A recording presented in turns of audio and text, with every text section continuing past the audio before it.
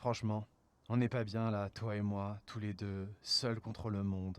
Et seuls contre la météo aussi, à mon avis. Salut tout le monde, j'espère que vous allez très bien. Aujourd'hui, on se retrouve pour une vidéo que j'avais hâte de vous montrer. Ceci est une exclusivité, les amis, une avant-première unique, puisque je vais avoir l'occasion de faire un premier contact avec cette nouvelle Honda Hornet 750 2023. Donc une toute nouvelle machine qui ne sort qu'en janvier de l'année prochaine, ou même un petit peu plus tard, je crois. Et c'est nos amis de chez Moto91 à Atis Mons qui ont eu l'amabilité, la gentillesse, et bien de nous mettre à disposition cette machine. Elle est actuellement dans le Press Tour Honda qui est en train de la distribuer un petit peu partout pour la faire essayer aux clients, et on va la voir aujourd'hui pendant pas beaucoup de temps, je vous le cache pas, je l'ai que pendant 2 heures la machine, mais je vais essayer de vous donner mes premières impressions sur cette moto qui est extrêmement attendue au tournant, qui a fait couler beaucoup d'encre, notamment à cause de sa forme, de son look qui ressemble un petit peu à celui d'une CB500, ça a un petit peu déçu, mais une moto c'est aussi ce qu'on ressent quand on est à son guidon. Et donc sans plus tarder, on y va, je monte sur la moto et c'est parti. Un gant. De gants, oui ça va, on connaît la chanson maintenant. Et on y va. Allez, on est parti pour cette première prise en main de cette toute nouvelle Honda Hornet 750 2023, la résurrection d'un mythe ou qui sait peut-être juste une usurpation d'identité. Ça c'est ce qu'on va essayer de déterminer un petit peu aujourd'hui, mais beaucoup en janvier quand la machine sera disponible. Je continue à dire janvier, mais je crois que c'est pas forcément ça la date. Je vais vous la mettre sur l'écran parce que je suis pas certain de mes données là.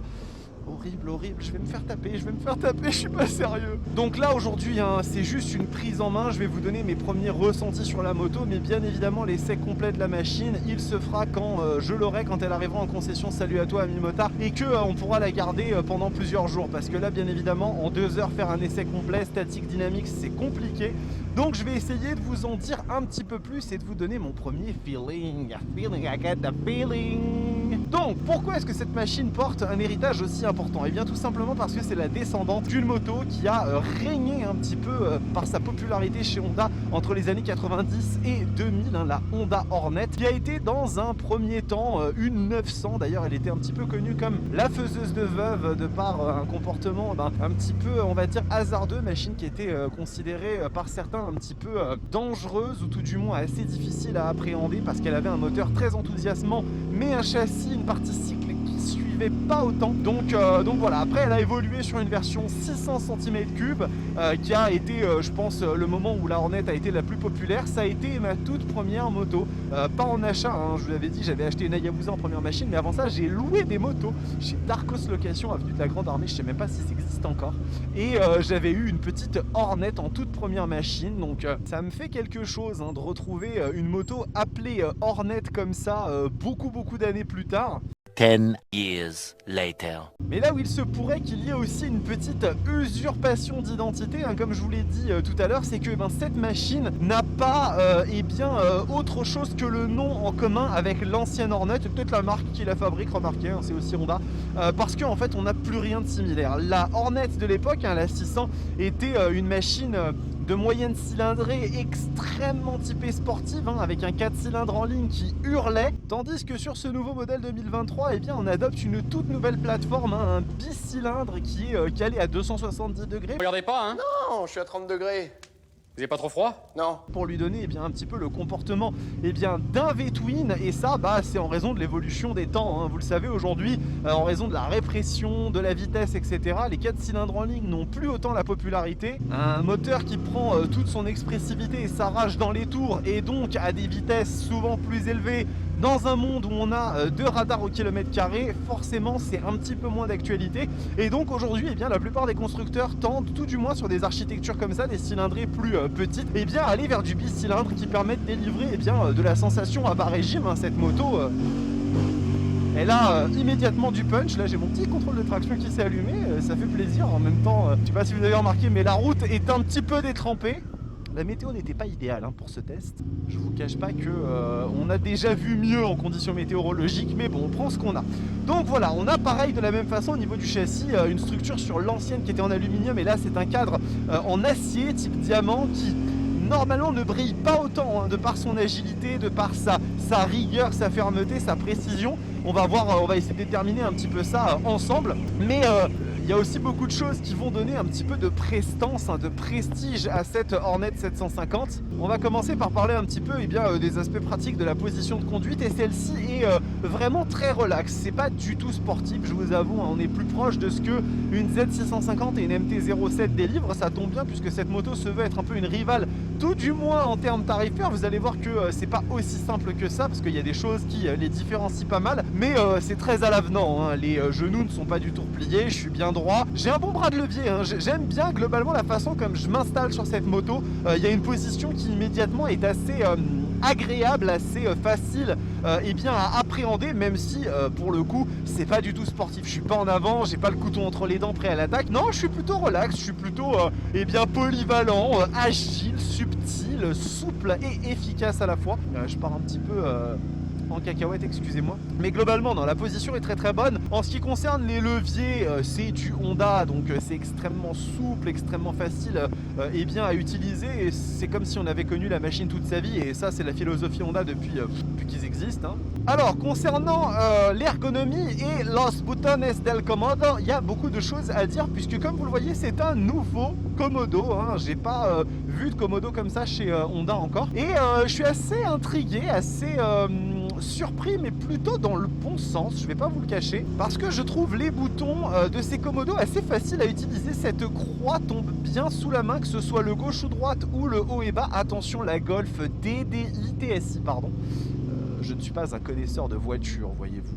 Les boutons, disais-je donc, tombent bien sous la main. On a un petit bouton mode, un petit bouton FN qui va vous permettre de contrôler un petit peu les diverses fonctionnalités du tableau de bord. Donc ça, c'est plutôt chouette. C'est globalement assez sympa. Alors j'avais lu des petites plaintes concernant le bouton klaxon, et il me semble bien que le klaxon était énorme sur les autres Komodo Honda. Là, ils l'ont réduit et les clignots sont facilement accessibles. Et puis bien sûr, un petit clin d'œil à la Goldwing, notre ami de toujours.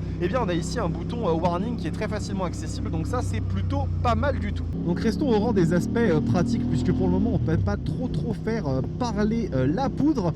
Le tableau de bord est extrêmement lisible. Ils ont ajouté un écran TFT, on s'arrêtera tout à l'heure un petit peu et on en fera le tour, mais ce dernier est vraiment très lisible. Il a plein de modes différents d'affichage, vous pouvez vraiment le personnaliser à votre envie, et je trouve que il fait un excellent exemple, un excellent office dans les divers tableaux de bord qui peuvent exister comme ça pour les machines de ce type, de cette cylindrée. Et vraiment bravo Honda, parce que il est sexy en plus, vraiment il n'y a pas de problème là-dessus, il donne envie.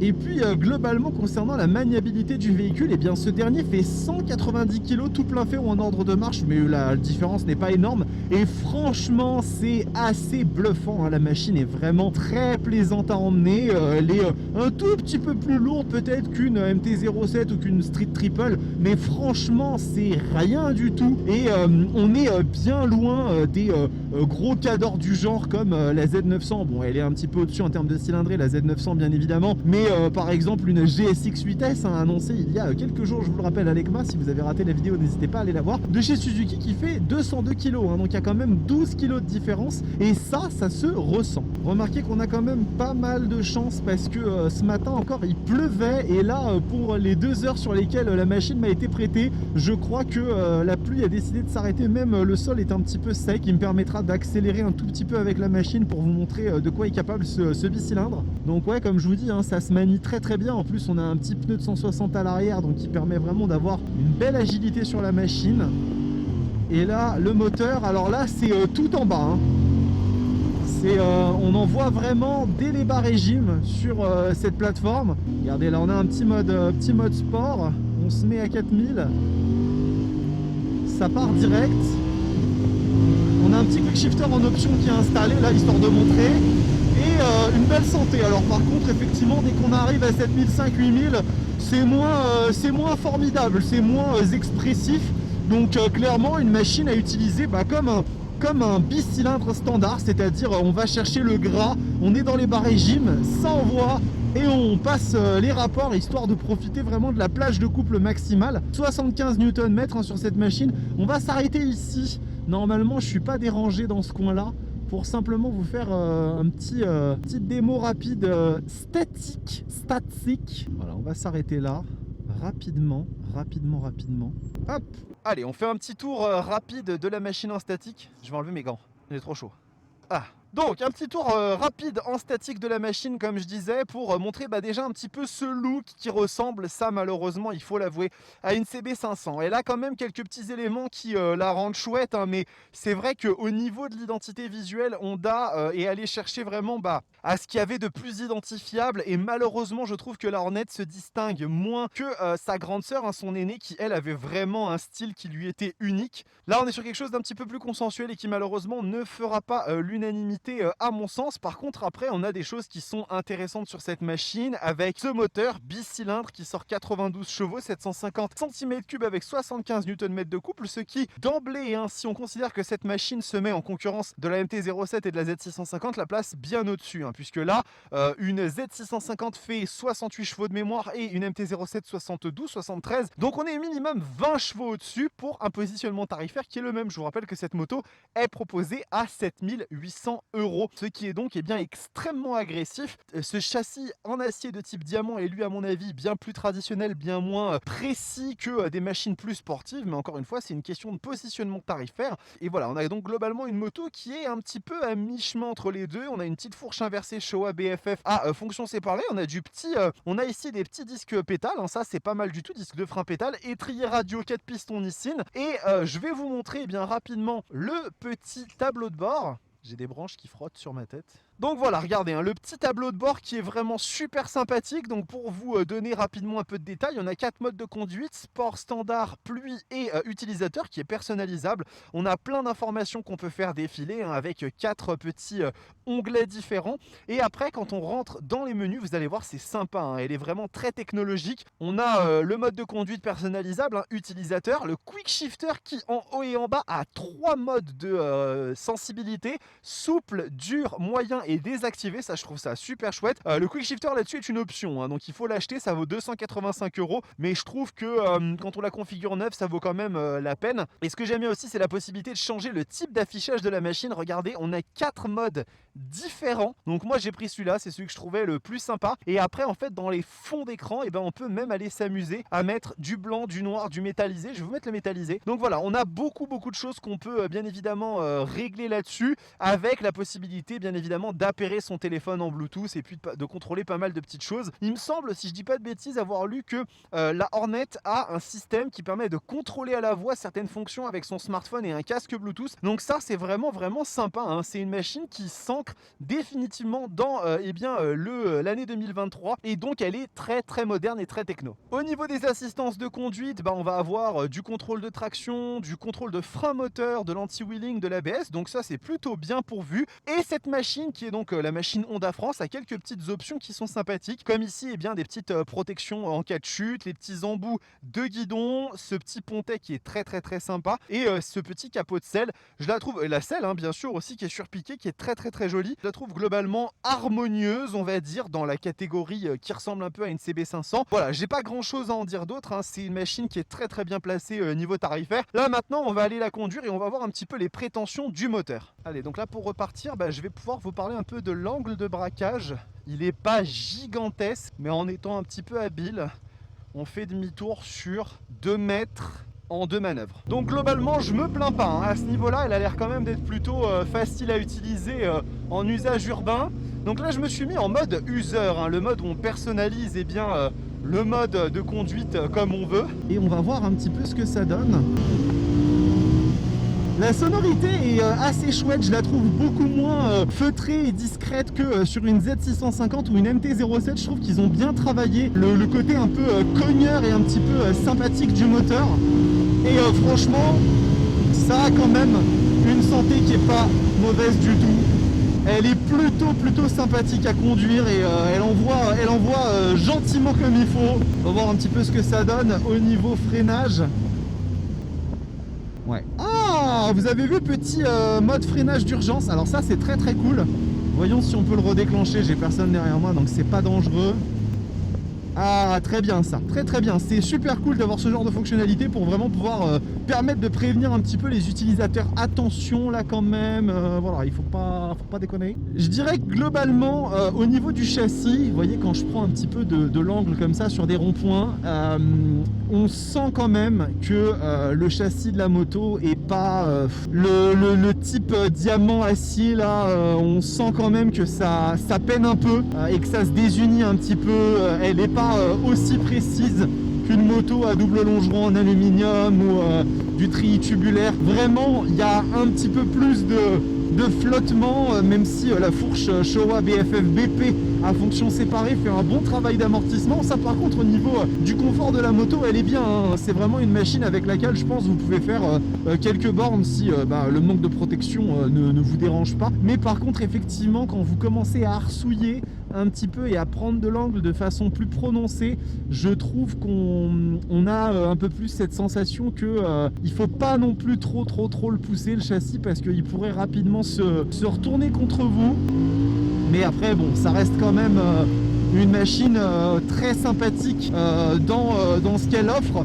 Et puis il faut la voir comme une moto qui a un moteur à sensation qui est là pour offrir de belles envolées quand on accélère dessus, quand vraiment on veut se faire un petit peu plaisir en ligne droite, et on va faire un petit peu ses premières armes comme ça en prenant de l'angle. Mais voilà, ce sera pas une machine que vous pourrez comparer à une 890 Duke, ni à une Street Triple, ni à une Tuono 660, et encore heureux parce qu'elle ne vaut pas du tout le même prix, hein. On est quand même à au minimum 2000-2500 € de différence, hein. Je parle d'une Street Triple 765 hein, bien évidemment, pas d'une 660 qui elle est un peu moins chère, mais qui aura quand même un châssis meilleur, mais moins de techno, moins de côté un petit peu séduisant. Et puis machine Honda, il y a toujours ce côté, on connaît la machine, on se sent très à l'aise dessus, donc ça c'est plutôt cool. Revenir rapidement aux aspects pratiques, consommation, ça indique 6 litres. Passager, j'ai pas eu le temps de faire monter quelqu'un derrière moi, d'autant plus que celle-là a un capot de selle, donc on verra pour l'essai longue durée quand on aura la machine, et lorsqu'elle arrivera en concession. Et globalement, écoutez, moi, il m'en ressort une conclusion là immédiatement de cette Hornet après l'avoir prise comme ça. Est-ce que vous devez commander cette moto? Est-ce que vous devez la précommander? Eh bien, je vous répondrai que oui, à certaines conditions. Si vous cherchez une machine qui va vous délivrer quand même plus de sensations qu'une MT-07, qu'une Z650, avec un moteur qui est quand même sympa, avec de la techno, parce que attention, on a quand même beaucoup de techno sur cette machine, c'est quand même vachement chouette, c'est très valorisant ce petit tableau de bord, ici les petits commodos, enfin tout fait sérieux, tout fait bien fini, comme Honda sait très bien le faire. Je dirais que cette machine est définitivement pour vous. Si par contre vous espérez voir dans la Hornet une descendante de sa grande sœur des années 90-2000, avec un côté rageur, sportif, un châssis vraiment bien pensé, non, malheureusement ce ne sera pas la machine que je vous recommanderais. Là je vous dirais plutôt d'économiser un petit peu et de vous tourner vers une Street Triple, une Tuono 660, une 890 Duke, qui elles seront plus adaptées à cet usage. Mais par contre, est-ce qu'il reste quelque chose à la MT-07 et à la Z650 une fois que on la compare à cette machine là? Ça, j'en suis pas sûr du tout. Voilà, c'est terminé pour cette petite prise en main en avant-première exclusivité mondiale universelle. Non, je rigole, hein, tout le monde va la faire, hein. Dans quelques jours vous allez les voir arriver sur YouTube si ce n'est pas déjà fait, de cette petite Honda Hornet 2023. J'espère que ça vous a plu. N'oubliez pas de vous abonner à la chaîne là, parce que vous êtes trop nombreux à venir et à pas vous abonner, et ça c'est important pour faire grandir la Roadsters TV. Regardez comme c'est chouette de pouvoir vous proposer ces petites exclusivités, d'autant que là vous le savez, hein, je suis revenu de l'ECMA, j'ai négocié des choses, des partenariats, je vais essayer de vous donner du très lourd dans les semaines et mois à venir. Je vais même pas essayer, ça va être le cas. Donc en attendant, kiffez vos motos, portez-vous bien et ciao.